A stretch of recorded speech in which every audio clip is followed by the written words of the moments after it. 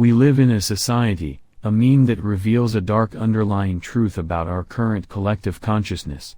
Black-pilled, doomer, honker, and seldom all variations of one underlying social trend towards a particular school of thought.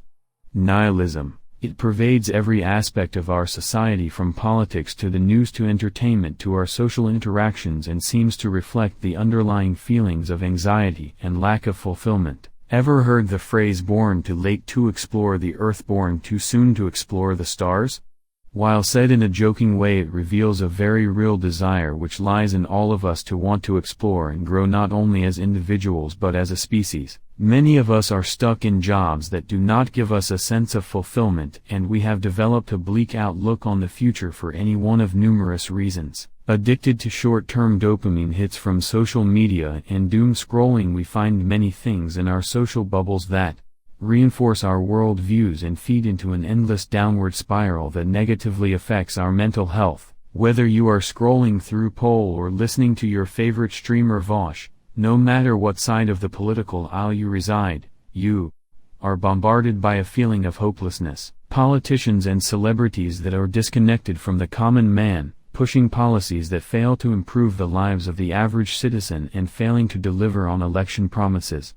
Again and again, your entertainment is subverted into a soapbox for political views, not allowing you a reprieve from a grim reality, reinforcing these feelings with constant themes of deconstructionism and mired in self-loathing and hatred for the other. You slowly realize that human beings are now a commodity. Your data, your time, your personality and habits are being traded by massive corporations as they develop AI to keep you sedated and consuming. You realize that the media is not only biased, they are intentionally trying to craft false narratives to keep you angry, divided and distracted from the reality in front of you while filling you with a sense of existential dread. Politics in a way has become the new global religion.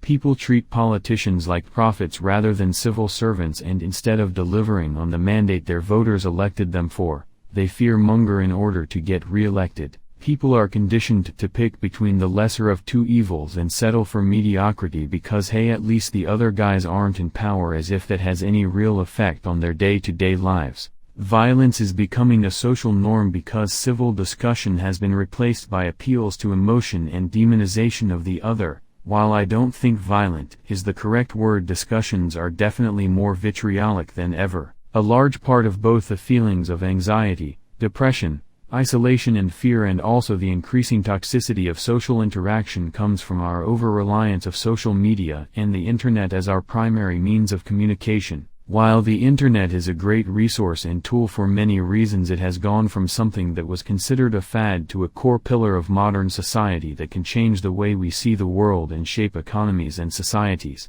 It is no wonder then that sites like Twitter and Reddit manipulate trends and users in order to push their various agendas and stoke anger in people to maximize engagement, cause, let's face it, angry people are more fervent users. This is why most competitors to big social media companies fail, because while people claim to hate the toxic and nihilistic experience they find on these websites, a site where everyone agrees with you is boring. Of course, there are those who want their feelings and beliefs constantly validated by like-minded individuals, but somehow our animalistic need for confrontation and competition makes many of us want to clash with opposing worldviews. Most people do not use these sites because they think they can change society or have much of an effect on the world. They simply want to rage against the machine in which we are nothing more than cogs. Picture the average modern living experience. You are living from paycheck to paycheck, selling your body, whether through working a job you hate, or by prostituting yourself. Most of your daily life, whether working, relaxing or socializing, revolves around your computer or phone, and you lack connections to real people and find comfort and companionship in online communities and subcultures.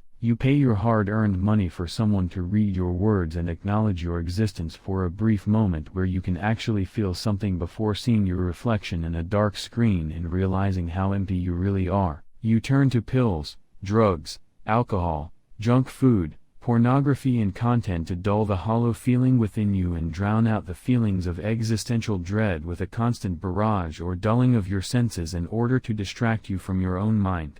Doesn't sound like a healthy way to live, does it? It is no small wonder there is a mental health crisis. How can a society so broken foster a healthy environment and produce functioning members of society? So Goth, what can I do? Well, honestly, I wish I knew. Everyone has their own journey in life and ways to find meaning, and there is no one-size-fits-all solution for every single individual's problems. Maybe you like to write or draw or sing or have some other hobby or passion that you can devote yourself to. I can't lie to you and say it will definitely get easier, and some problems are beyond our control, but we need hope.